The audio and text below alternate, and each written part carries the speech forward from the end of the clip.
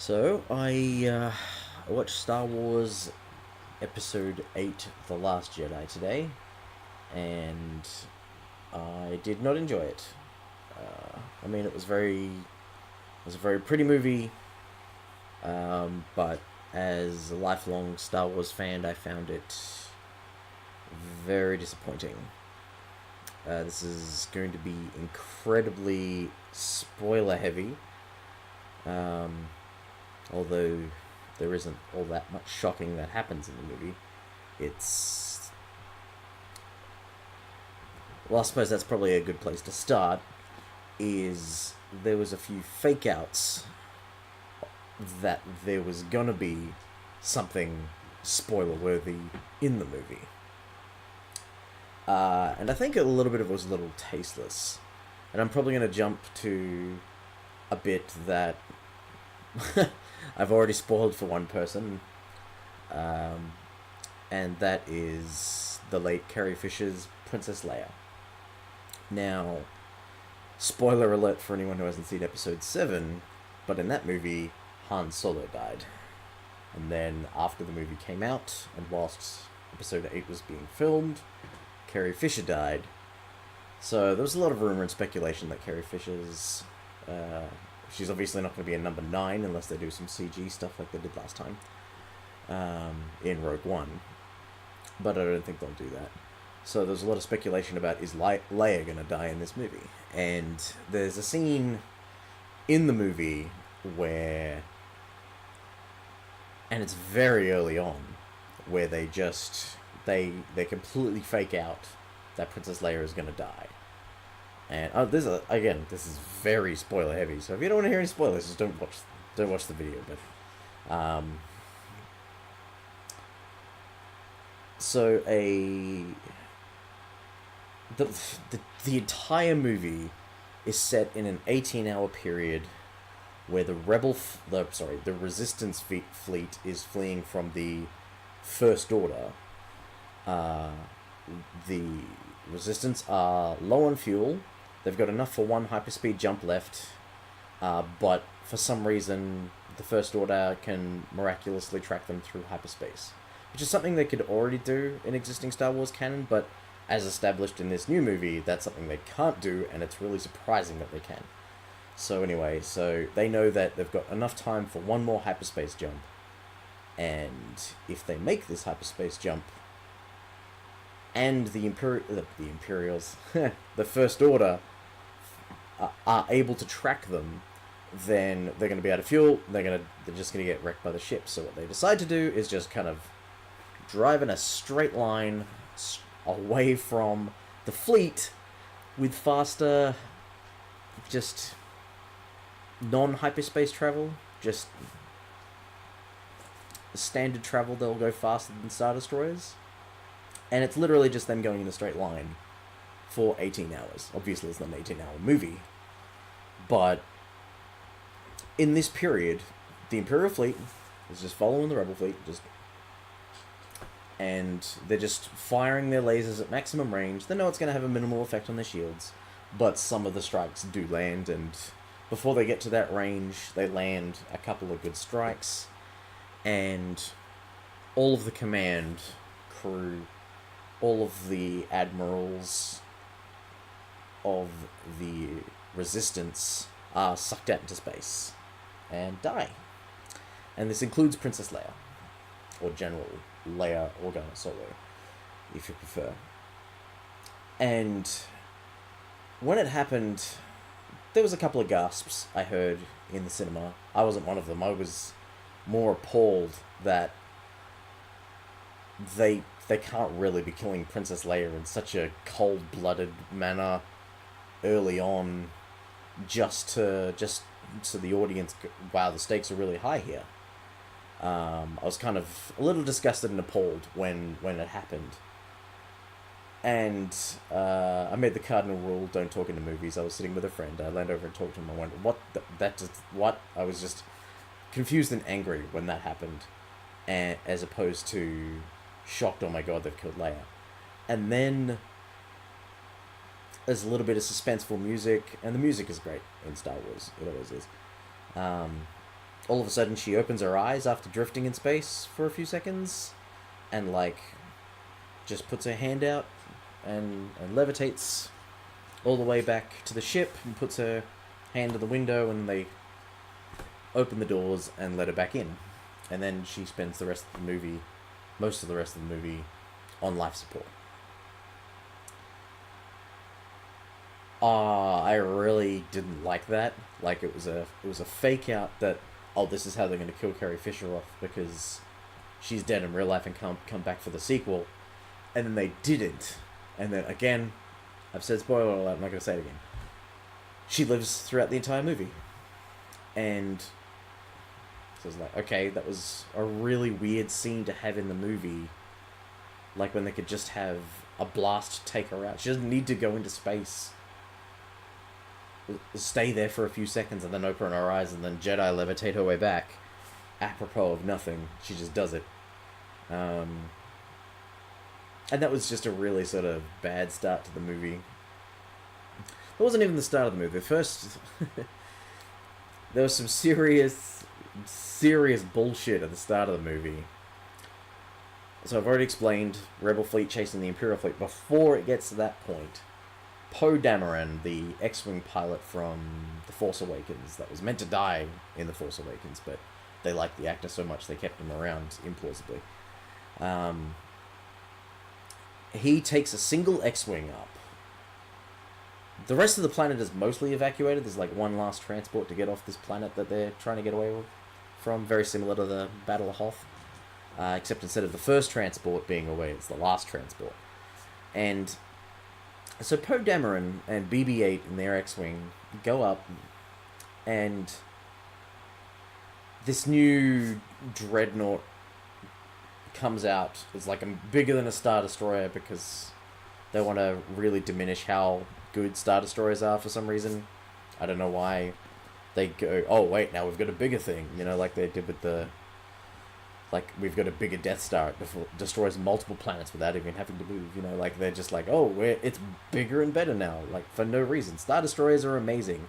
They're one of like the most awesome fictional crafts in existence, but like that, I don't want to get off on a tangent. So this massive fucking ship comes out of hyperspace, and it's like this ship alone is going to destroy the Resistance, even though there's almost none of them left on the planet. Most of them have escaped through hyperspace already. So anyway, it's one X-Wing in front of this dreadnought, in front of I can't remember how many, but at least there's got to be 5 or 6 Star Destroyers, maybe more, including Supreme Leader Snoke, and I'll come back to him. Including his massive ship.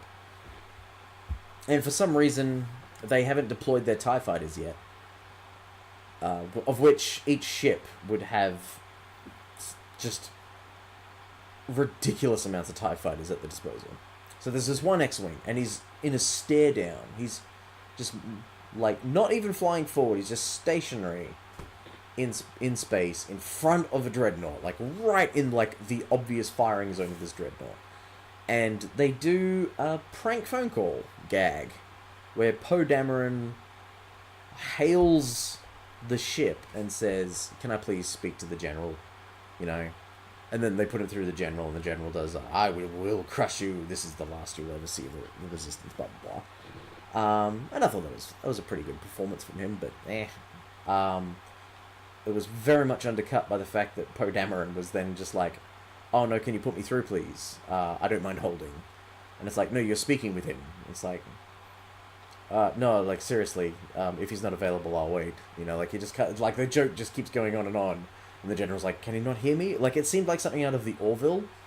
Don't get me wrong, I absolutely fucking love the Orville, but that is a comedy sci-fi as opposed to Star Wars, which is a war movie with fantasy undertones. Like there are funny moments in the Star Wars, like the original trilogy, and there's funny moments in like the cartoon shows and stuff that they've done, but it's definitely not meant to be a funny, okay, this is a comedy we're going to see. And it really opened up, it set the tone that, okay, Poe Dameron's going to be funny all movie, but it doesn't stay that way, it just starts that way. And then, completely implausibly, this X-Wing's been retrofitted with some sort of super accelerant engine, and he flies at such a high speed that the turbo lasers can't shoot at him. They could shoot at him while he was talking, while he was just pissing the general off for no reason. He was just biding time so he could charge up this thing, this supercharged speed thing. And then one X-Wing takes on this super, bigger than a Star Destroyer, dreadnought. This is the ship that shall end the resistance. And he takes out every single tower, like every single laser gun tower that they have. Except for one, and like that one, there's like, oh my god, is he going to be able to make it? Yes, okay, he makes it. And then Poe Dameron is like, all right, now that I single-handedly have destroyed all of these turrets, therefore making this dreadnought useless, we've got an opportunity to destroy the dreadnought. And Princess Leia's on the comms, and she says, no, Poe, get out of there, we're evacuating right now. And Poe's like, oh no, fuck that, takes his earpiece off, calls in a bunch of bombers, suicide bombers. They're not meant to be suicide bombers, but every single one of them died on this suicide mission. They destroyed the dreadnought, but it cost them their entire bomber fleet, and wasn't the best choice. But just how impossible it was for Poe Dameron to single-handedly take on a fleet. Like, there's a joke in, was it Family Guy, The Empire Strikes Back parody, where they take a line from the original trilogy where Luke Skywalker gets into his speeder bike at the Battle of Hoth, his speeder, and he says to his gunner, how do you feel? And he goes, I feel like I could take on the whole Empire myself. And then Luke replies, I know what you mean. But in the Family Guy version, he goes, oh wow, really? Hey guys, don't worry, Dak's got this. And Dak gets in the speeder, flies off into space, and then just is pulverized by one laser blast. And it was like I was watching that scene play out, but as if Dak actually could do it. That's how it felt. Like, it felt like a Family Guy sketch that suddenly took itself too seriously. So, this is the first 10 minutes of the movie.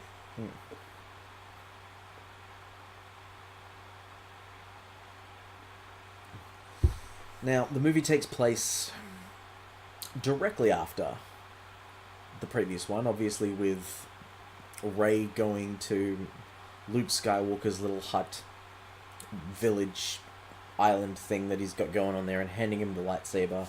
And there's this big dramatic music at the end of number 7.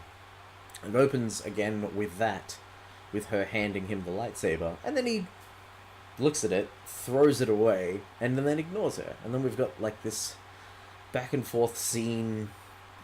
It's actually, I think they cut back and forth between. I've only seen the movie once, and quite like, so it's not haven't quite memorized it yet, but they drag out a lot of time with Rey trying to get what the hell Luke Skywalker's problem is, and she direct asks him like 4 different times, and each time he walks away, until eventually he goes, okay, tomorrow starting at dawn I'll give you 3 lessons.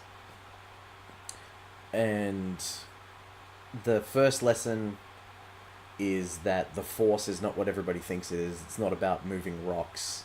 It's about the energy. It basically quotes Yoda from Empire Strikes Back. It's like, it's an energy force that surrounds us and binds the universe together. There's light and there's dark, and balances, and it's within you. Like, it basically just goes over all the things that we already know about the Force. And that's lesson 1. And lesson 2 was vague enough that I've already forgotten what it is. But there is no lesson 3. Like, lesson 3 just doesn't happen. So I don't know whether that scene got cut and they forgot that they'd said 3 lessons in the movie, or whether or not I just wasn't paying attention and he's like, this is the final lesson or something like that, and it was a throwaway line. But Luke didn't really have much of a point. And so my original opinion of The Force Awakens I was very much in the middle on that movie. Whereas I had a friend, Lee, who is the old host of a podcast I used to host. I'll link to his channel down below if you're interested. He didn't like the movie at all. He thought the movie, like episode 7, was just crap. Whereas my friend Victor, he really enjoyed it. And I was like, well, I don't know enough about the stuff they didn't tell us to know whether or not I can approve of this movie. Because if you recall, episode 7, they made a big deal. Oh, Rey.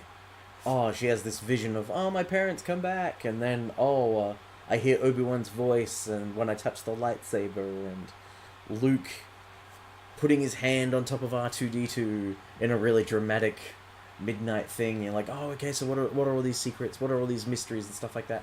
And we didn't get an answer to them, so it was like, obviously this movie is meant to be part of a series. And when I watch those mysteries play out, that is when I'll be able to make a decision about whether I like episode 7 or not. As a standalone movie, it did what it needed to do. It felt like Star Wars. It didn't contradict anything that might piss off the fans. Like, it was kind of like a, look, Star Wars exists. Be happy, don't be angry. That was very much like what episode 7 was. Episode 8 was the time to answer all of the questions and build up and actually make it a new trilogy. Make it part of the series. And I really feel it did not do that at all. I think the only thing that they addressed was that the vision where Luke puts his hand on top of R2 at night, and it was really dramatic looking in the vision, was that was the night that he witnessed the Jedi training place that he'd built up being burnt down by Kylo Ren. And then they start touching on, well, maybe why did Kylo Ren burn it down? What happened between you two? And even so this is a thing that keeps happening through the movie, which was kind of interesting. It's not really how the Force has ever been shown to work, but Kylo Ren and Rey both just kept seeing each other, just themselves, and would basically have a sitcom conversation where, or like a CW network thing where you've got one person looking at the camera talking, and then it would cut over to the other person talking for their reply, and then cut back, but they were in two completely different locations. So we never really got an idea of what it felt like for them as we were seeing everything, but they even say, oh, I can only see you, I can't see your surroundings or anything. And they're just having a chat. And it happens about 4 times in the movie, and they both have visions about each other's futures and stuff, and they both contradict each other, or they might both be true, who knows. So, in one of those visions, Kylo Ren goes to Rey, did he tell you what happened? I.e. implying did Luke own up to whatever went wrong and why I've become the way I am, or why the fire happened, or anything like that? And that's one question that they do answer in the movie, and turns out it was all a misunderstanding. For some reason, and I'm going to talk a lot about Luke, but a Jedi Master felt afraid that Kylo Ren had too much power. And so for a second, he gave in to fear and was about to murder his own nephew. This is Luke Skywalker. Luke Skywalker was going to murder his own nephew in his sleep. Now, from Luke's perspective, or from a certain point of view, Luke was like, oh, I should totally murder this guy. Oh, wait, I'm not going to do that. And by the time he had the, oh, wait, I'm not going to do that moment, Kylo Ren has woken up and gone, oh my god, my uncle is going to kill me, and he retaliated. Why some of them joined Kylo Ren and he got to kill the others, that's not addressed at all. It just kind of happens off screen. And that was incredibly disappointing. It's like, the comics and the books will explain this later. You know, it really did feel like that. So, Luke doing something he would absolutely never do, and I can't believe that made it into the script that they would even consider that he would do that, for a second, and then Kylo Ren going, oh shit, I'm just gonna go on a murder frenzy now, because I've succumbed to the dark side. But like they implied that, oh my god, Kylo Ren is so far gone, I didn't realize it was this bad. But he just misinterpreted it because Rey has the exact same vision and goes straight to that dark vision that Luke had before. Oh, and somehow Luke cuts himself off completely from the Force. It's not explained how he does this. Just that he doesn't want to feel things anymore. Like he's getting away from the universe. Despite the fact that the entire original trilogy, his character arc was that he wanted to become a Jedi. And the only thing he knew about the Jedi was that for 1,000 generations, they were the protectors of peace and justice in the universe. And the only thing that was more important to him than that was his family. So of course he's going to give in to fear and anger and then try and murder his own nephew and then cut himself off from his family and the rest of the universe. None of that's making sense to me. It seems to make sense to a few other people I've talked to about it today, but it doesn't make sense to me. Maybe because, despite the fact that I've been a lifelong Star Wars fan, and I watched the movies a million times growing up, and I obsessed about it for several decades, maybe I just don't understand Star Wars in the same way they do. Which is to say, with a fleeting thought, which is apparently what these new movies are meant to be. For people who don't know me that end up watching this video, because it is going to be the first one going up onto my YouTube channel, hooray, welcome. I've been a massive Star Wars fan since I was, I don't even know, young enough that I don't remember how ages worked. I wasn't old enough in the 80s to have seen it in cinemas, but when it came on TV, I recorded it.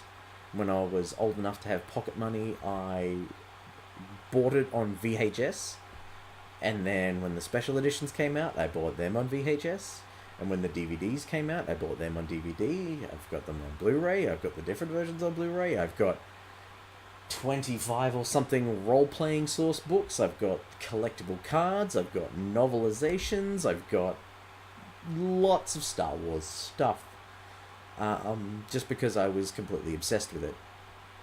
And I'd like to think of myself as, I don't consider myself an expert on a lot of things, but on the original Star Wars trilogy, I absolutely do. And to think that I'm the one who's misinterpreting that, I don't know. I've either just been wrong this entire time, or all of that love and passion was for absolutely nothing, and I should just get over it. But anyway, it was massively formative to the person I am today. The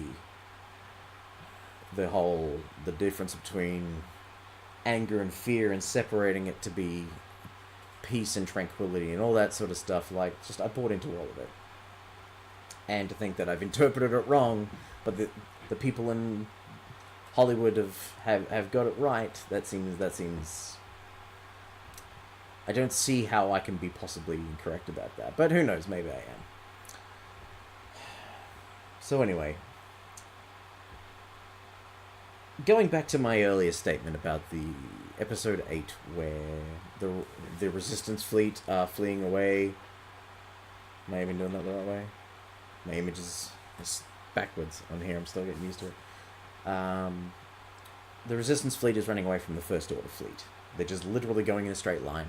Poe Dameron's there going, what are we doing? We've got to do something, and no one is answering him.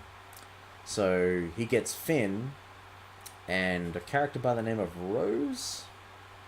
Rose? Yeah, definitely. It was definitely Rose. They decide that because the admirals aren't telling Poe anything,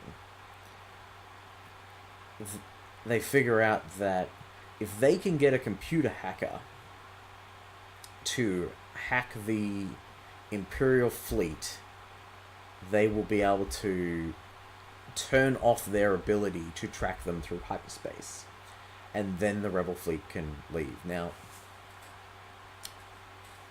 18 hours. That's how long they've got to before they run out of fuel. So they leave. Now this is. I was talking about the absurdity of Poe Dameron being able to like single-handedly take on an entire fleet in an X-wing. This is even more mind-bogglingly impossible to get my head around. That a ship is able to sneak off one of the rebel ships that is being chased by an entire fleet. And when I say fleet, I mean like capital starships with hundreds of people operating the ships, monitoring scanners, firing lasers in E-craft, making sure that nobody escapes. That's like the everything that they're doing in this moment. At some point in this, early in the 18-hour window, Finn and Rose decide to go look for a hacker somewhere else in the galaxy. And they go to this place, and there's an entire subplot where Rose's used to be from this planet that they're going to, but all of these war profiteers took over, and they're like so nasty and stuff like that, and they go to an incredibly rich casino, and they wander around, like they have a little bit of humor and the fish out of water sort of, I'm still wearing brown and like I'm obviously my flight gear, but I'm around all these rich people in suits. You know, they have that sort of situation looking for this one dude, and they don't even find him. So they get thrown in jail, and coincidentally, they're put into a cell with a computer hacker who's in the cell despite the fact that he can get out whenever he wants. And this is demonstrated by the fact that the second he gets bored with the conversation, he gets out exactly when he wants. So he goes, if you guys pay me, I will hack the Imperial system for you. Which is insane. But they decide, yeah, okay. And then there's a big chase where they get... I should point out, they're not arrested for disturbing casino guests or for being rebels on an Imperial-controlled planet, or Resistance members on a First Order-controlled planet, or anything like that. They're arrested for illegally parking. This is a Star Wars movie with an 18-hour clock rundown, and they are arrested without problem for parking violations. So then, because people were betting on these gigantic beasts in a race, so of course they get on the giant beasts and they run away from the cops that way. And they're rescued by the hacker that got away before, and BB-8. Apparently those two stole the ship together, and I'm like, okay, so BB-8 is basically just able to do things that droids can't do. Moving on. Whatever. The prequels broke droids for me anyway. So, they Deus Ex Machina their way out of this. Like a ship just rocks up with them in the exact spot that they need them while they're being chased by the police. They haven't, like, just pure ass. Alright, we got the hacker. Let's go back to the Imperials. So they go to this planet, they get arrested, they get off the planet with not even the person they were looking for, but a different hacker. They get in there. They don't even hack the ship from outside the ship. They're not doing this over, like, the Imperial network. They're doing this the hardline way. So they, again, a fleet of ships, they manage to dock their ship with on this Imperial... sorry, I keep saying Imperial because they're total rip-offs. This First Order ship. They're able to successfully sneak around and get uniforms, and they get to the right place where they're meant to do the hacking, and then it turns out that the hacker betrayed them for money, and it's like, oh, it's a double cross, and it's like, this is a guy you literally met in prison. He flew halfway, well, let's just say 5 minutes out of his way, because there's an 18-hour clock and they were able to do all this stuff and get back in time. Because apparently hyperdrive is now instantaneous instead of the weeks that it used to take in the original trilogy. That's a whole nother discussion. And he turns them in, when he could have just turned them in immediately. Don't understand that. It's like, okay, he's greedy, and he's still greedy. Okay, cool. So they fail at that mission. They do not succeed at that mission. It's not like this is the all is lost moment, and they somehow are able to overcome their odds and then succeed. No, they actually fail that mission. They do not disable the tracking device, the hyperspace tracking device, and they have a run-in with Captain Phasma, who has history with FN 2187 or Finn, and she does the James Bond villain sort of thing, where a blaster execution is too good for them. Let's make it hurt, or let they deserve to suffer, or something along those lines. So they bring out these torture things, which of course doesn't go anywhere, and then I can't even recall, but something completely bullshit happens, and all of a sudden, okay, to set the scene, there are there's like 1,000 stormtroopers in this room surrounding these two people. Captain Phasma is standing right in front of them. Explosions happen, and the two people that were about to get like their faces messed with by laser cutters, all of a sudden there's no one around them. There's nothing but fire and stuff everywhere, but they're perfectly fine. And also the runway to where they need to go to escape the ship is also perfectly fine. And then they get to the area, and Captain Phasma comes in from the other door, and it's like, you were just there. Did they cut another scene where, like, all of the stormtroopers were ordered to evacuate that room and be right back, I'm getting a coffee before we start torturing these people, and then they got hit by a missile or whatever it was that caused that explosion? I don't even get that scene. Doesn't make any sense.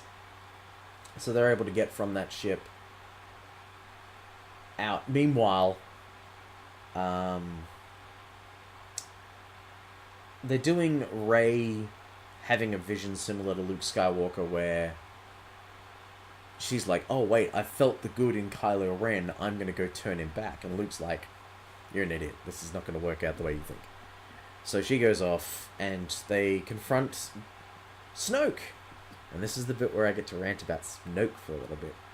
Because if you go back to about a year ago, and you look on YouTube, and you just type in the word Snoke, about a million fucking videos have come up with, who is Supreme Leader Snoke? Is he the reincarnation of the Emperor? Is he a fallen Dark Jedi from the original trilogy? Is he someone like Maz Kanata's species, and he looks really big on the hologram, projection that he's got going on? Is he a Force user? Is he this? Is he that? There's like a million theories, and he's so shit.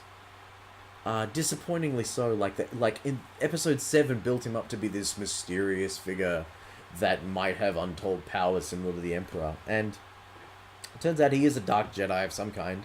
They never use the word Sith, but then they never use the word Sith in the original trilogy either.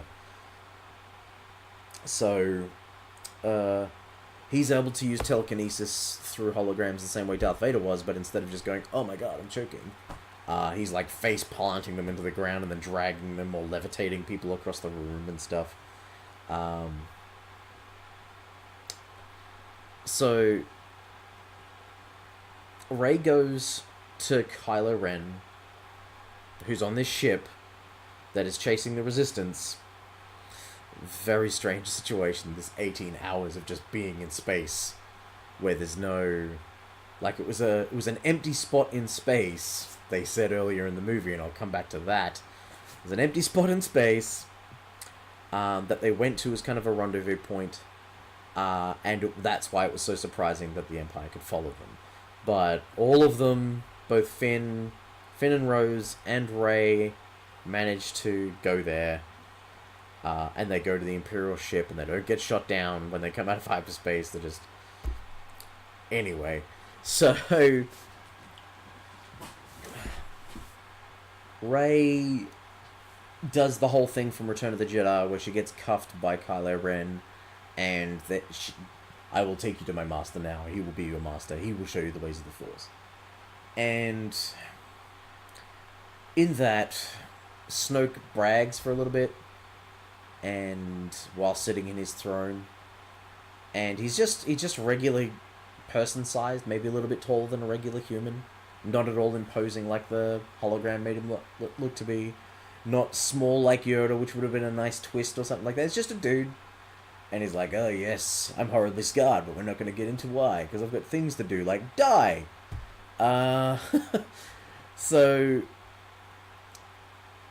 Rey's been brought forward, and Kylo Ren is about to execute her, but he's like fooling the "you will see into my heart and read what I'm about to do" Force stuff by, at the same time he moves his lightsaber to Rey, he also turns Rey's lightsaber to Snoke, and then and Snoke's like giving him a play-by-play. Yes, I can search his feelings. He's turning his lightsaber to his true enemy, like he's like narrating his own death. And then like Kylo Ren or Ben Solo just turns the lightsaber on, which just insta-kills him in the most underwhelming big bad death in a movie I think I've ever seen.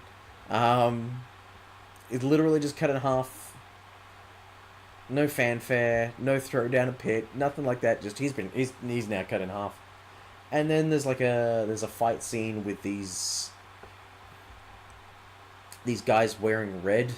They're kind of like the Royal Guard from Return of the Jedi, but they look like Lego Mech Warriors, I guess is probably. They're just red, and they're doing all sorts of weird ninja stuff. It's like, are they trained in the Force? Are they just kung fu masters? It doesn't matter. They're just people for Rey and Kylo to indiscriminately kill. So they indiscriminately kill them, and then Rey and Kylo have a, come on, you can be good. And he goes, no, you should totally join me and we'll both be evil. She's like, don't be like that. And yeah, so they don't quite get along. So anyway, miraculously all of the Resistance people, all of the good guy main characters end up with the Resistance, and the First Order people all remain with the First Order. And then they go to a base very similar to the one on Hoth, and they have the AT-ATs, but with like knuckle dragging technology instead now. Oh, this bit pissed me off. So they've just got a big door, like just this big gate, Jabba's palace style.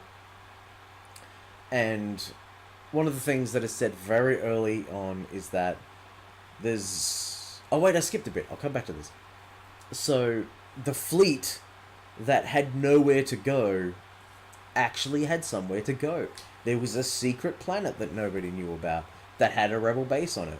And that's why they were going in that general direction. They didn't tell Poe Dameron that. So he thought they were all just willingly going to die. So he tried to mutiny. And it wasn't until after his mutiny was successful that Princess Leia comes back to life at a convenient time and shoots him. He doesn't die, it's just on stun. Because you can't kill Poe Dameron, people like him. And yeah, so he's like, oh, okay, so we're actually going here the whole time. So they go down to this secret planet, and the Empire is right behind them, so of course they have to have their Hoth rip-off battle with the AT-ATs. But instead of what they did in Hoth, where they sent down the walkers because the shields wouldn't allow them to send in bombers, they sent in the AT-ATs to run interference on their real weapon, which was basically a tank lightsaber. Now, they say it was made using miniature Death Star technology, which is the dumbest thing, because in Rogue One, they say that the Death Star is just enlarged lightsaber technology. It's just kyber crystals going through focusing lenses with the power to destroy a planet.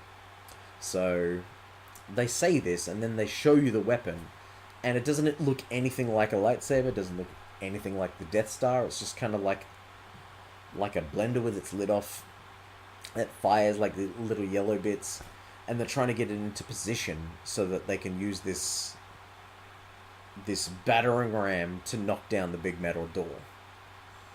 Now, to come back to what I interrupted myself on before, they said there's only one way out, and it's this big door, so we're trapped in here. And this is when the Deus Ex Machina start happening. There's a line from The Force Awakens that I'm going to quote here. And it's Han talking to Finn.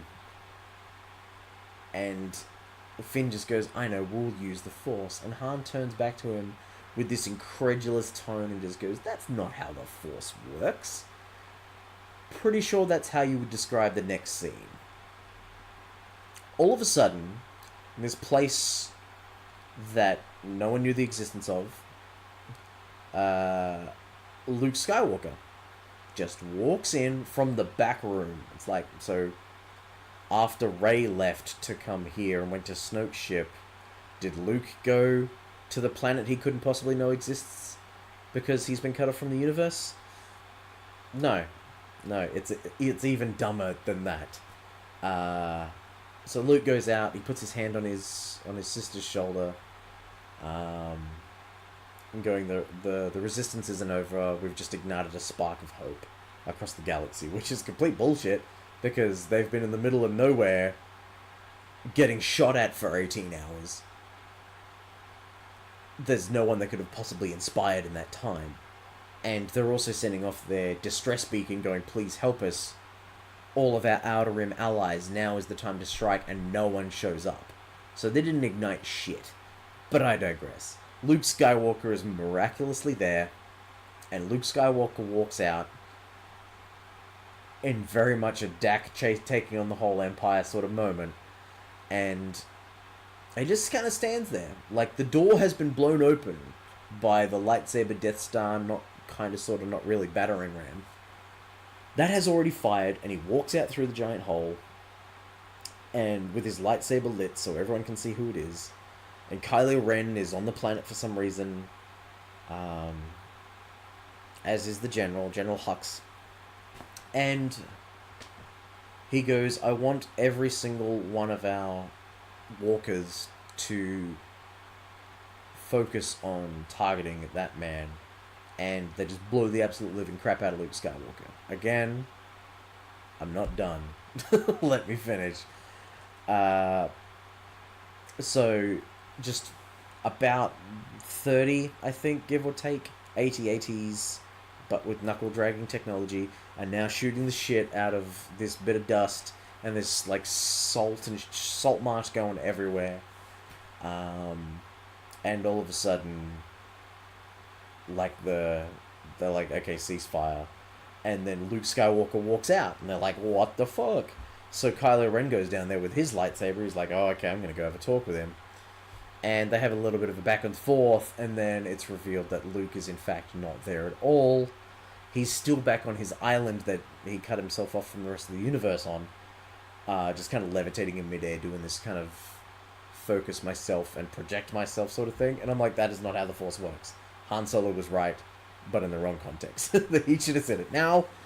So Luke Skywalker literally just sent an image of himself across the universe that can physically interact with other people, but is also not physically present there. And that gives enough time for the Resistance to sneak out the back door that didn't exist. So they go to this back door that up until now didn't exist. And they're like, oh my god, rocks are covering this entire exit. We can't possibly get out. It's enough for a little animal to squeeze through, but not for us. And at that exact moment, that's when Rey shows up and uses her I can lift rocks, because that's what the Force is really for, which I guess was Lesson 3. And she moves the rocks out of the way, and they escape. And it's like, you had your entire fleet destroyed. All of your allies deserted you. Luke Skywalker ain't coming to help you. He did you like this one favor, and that's it. I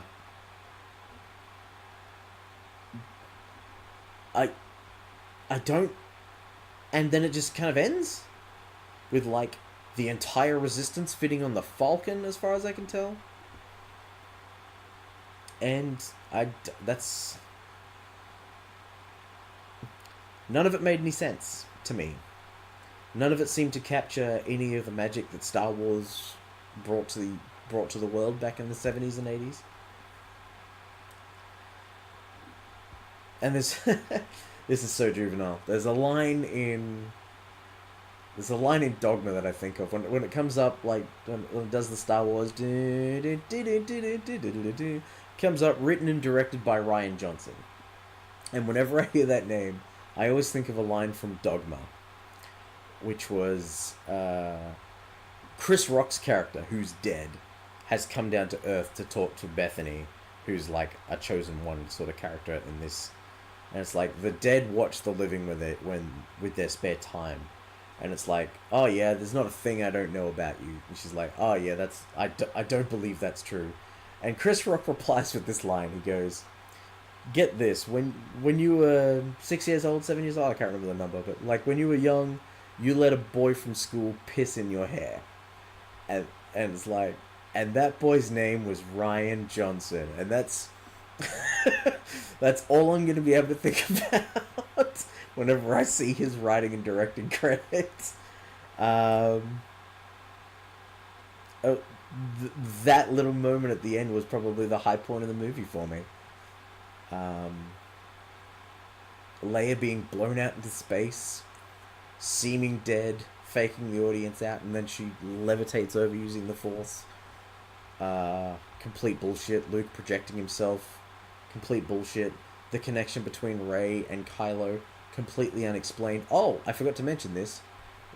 After the million fucking YouTube videos about who Rey's parents probably are, didn't matter.